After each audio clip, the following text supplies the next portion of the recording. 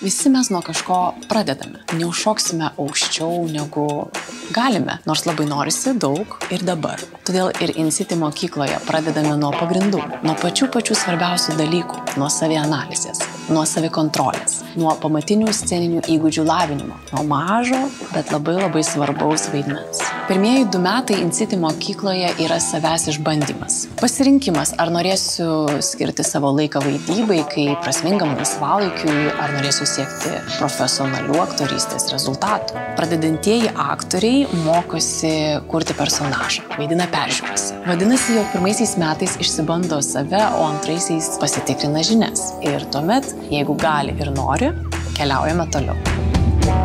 Pasitaiko, jog net ir nepraėjus 2 metams InCity narys gali patekti į pažengusiųjų grupę. Priežastis labai paprasta.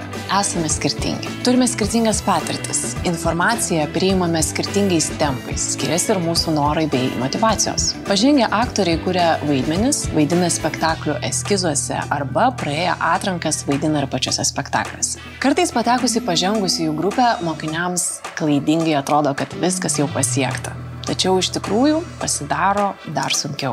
Užduotys keičiasi, sudėtingėja, nors kartais atrodo, jog darau tą patį. Tačiau atsiranda maža detalė, kuri viską keičia. Ir tada gali atrodyti, kad vėl esu pradžiai. Tačiau tai labai normalu. Tobulėjimui ribų nėra.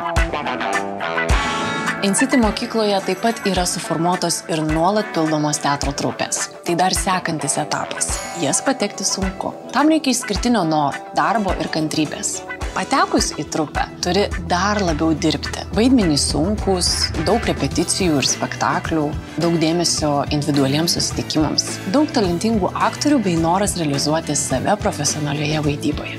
Čia prasideda rimčiausia kelionė į plačius vandenis. Ar visi turime patekti į trupę? Ne. Bet kodėlgi ne?